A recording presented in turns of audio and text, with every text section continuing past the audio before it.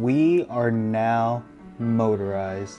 Hey, what's going on everyone? Welcome back. Like I said, we officially have a motor on the Hobie. Crazy to think that this build has came this far. If you're new here, make sure you check the previous videos because I went through all the details about everything that has been done to this kayak so far. Since the last video, there's been a few things that did to the kayak and I want to give you all an update on that today. But there's been some big things that's happened in the last week. Obviously, if you watched my last videos, this kayak was being displayed at the Pacific Northwest Sportsman Show. The kayak ended up being there. It was a super fun opportunity. Great to see everybody's reactions on this build. Also had a really cool opportunity to be on live TV with 3 different local news channels in Oregon. It was a super cool time. Got to show off the kayak, promote the kayak fishing industry, and of course Next Adventure in the process. I didn't really get a chance to film a whole bunch during the show because I was on the clock, but I did get a couple clips from that Wednesday morning of those TV interviews, so here's that.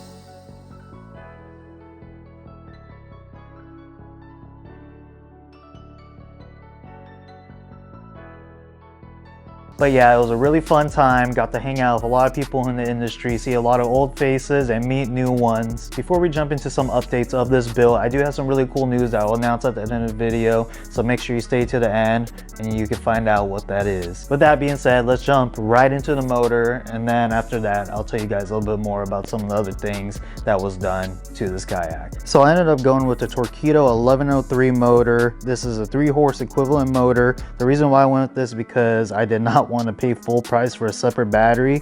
So the Torqeedo motor does come with its own lithium battery, which I got stored behind the black pack. I still need to figure out a mounting solution for this, but for the show I just had it strapped to the black pack using the existing bungees that came on the Hobie. As seen on the last video, I had this one objective mount that I mounted the Torqeedo to. With this motor being 3-horse equivalent, I knew it would have enough power to push this tank of a kayak around. Mounting this motor to the kayak was pretty self-explanatory, but one of the things that I did was add a little stainless steel pulley to it. Just picked it up from Amazon to help with lifting this motor up. Not that this motor is super heavy or anything, but it does help lift it up when you have pulleys. For my lift assist, I try to have the least amount of contact possible, so I just kind of have it running along the side right here to a little Hobie mount, and I have the Yak Attack eyelets. From there it continues along the side of the kayak on the outside all the way to another eyelet, and I just kind of makeshifted a pulley here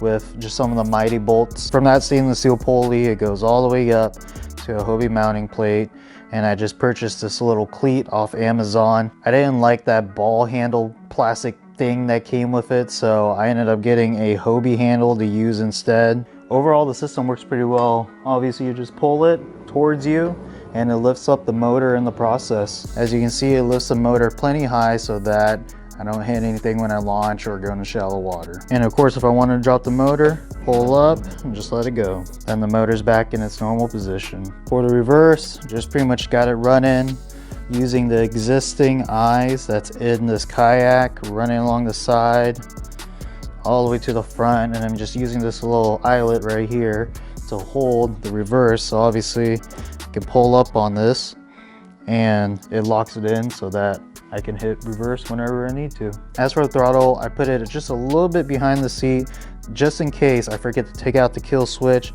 and, you know, my elbow, my arm, or my rod doesn't accidentally hit this throttle and sends me in forward or reverse. So having it somewhere just kind of a little bit out of the way was key. Pretty much just use a Hobie attachment to that mighty mount so that I can easily just take this thing off whenever I need to. The key thing about this build is I try to make it so just in case I didn't need anything on the kayak itself, I could just easily take it off. If I don't need my Sniper Marine mount, I can just easily take it off. You know, any of these accessories, I can take it off if I don't need it for the day. Speaking of the Sniper Marine mount, I added a couple rubber washers underneath the fishing specialties plate to really level it out. Now the pole is a little more leveled, so now it doesn't look like it's at a complete angle. One of the biggest questions that I keep getting asked is, how the heck am I gonna power all these batteries? And if you guys saw in the last video, I had that 52 amp and decided to throw it in this hatch in here. So in this compartment, this is where I'm gonna be keeping the battery. Still need to figure out a way to secure this down, something that I'm gonna figure out here soon, but pretty much just drilled a hole and ran my wires right through to the battery. Can easily connect and disconnect this, take it out when I'm traveling or to charge. Underneath, as you can see, I cleaned up all the wiring, got the one objective mounting plate in here, and so far I got my yak power panel connected to it. Really spent the time to clean up the wiring, and it's really nice that this plate, all you have to do is just use a couple zip ties to mount to the post that's behind it. One of the other things that I need to figure out is where to put my flag. Typically, I usually put it on this back H rail, but obviously the motor is now in the way. I think the plan is to use this Yak Attack gear track right here on the mounting plate. I assume that this thing can be easily just mounted there. Then I can easily just mount my flag there, keep it out of the way. I've always had issues when I mounted it really close to like right there on the H rod. Always somehow hit it with my rod when I set the hook. So I think that's gonna be one of the next things that we do. I know I'll probably get questions about this, but for now, gonna be running it stationary. You can drop this pin in there so that the motor doesn't turn. I do have the Innovative Sportsman foot steering kit for the Hobie. So something that I'll probably install sometime down the road. Just gonna use the rudder to turn for now. A lot of the bodies of water in Oregon, we don't have many lakes or rivers that kind of requires you to make a lot of sharp turns and stuff. So I'm gonna try just using the rudder for now. But it's nice to know that I do have this just in case I need it down the road. But yeah, that is the update on the Hobie build. I'd say this thing is about 90% done, I guess maybe closer to 95. Just a lot of things to tidy up. I might kind of work with that pulley system for the lift assist a little bit more. Still waiting on my active target 2 to get in. You know, that's going to be a crucial piece to this build. Hopefully we'll be able to get this on the water soon. I still need to register it with the Oregon Marine Board, get a title for it, because now since it has a motor, I need to get it registered to make it legal on the water. But the other big news is I recently got a trailer for the Kayak. It is being stored somewhere else right now because I need to cut a post that came with it, but it should be a fun build. I did order a few things off of Amazon for it. As you know, I like to do a lot of these things myself, and one of the things that this trailer needs is a little makeover. So I'm gonna be updating a whole bunch of stuff, such as, you know, LED backup lights.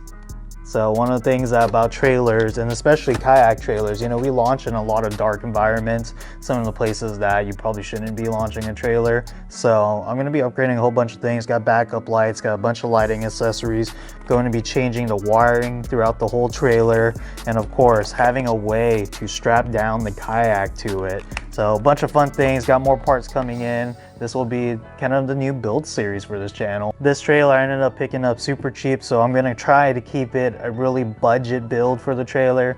But pretty much I need to wet launch this thing the whole season, so that's the reason why I decided to buy a trailer and modify it to a kayak trailer. So if that trailer build interests you and you're not already subscribed, make sure you do. Like I said, this kayak is about 90% done. Need to register it, finish up a couple things, get that active target in.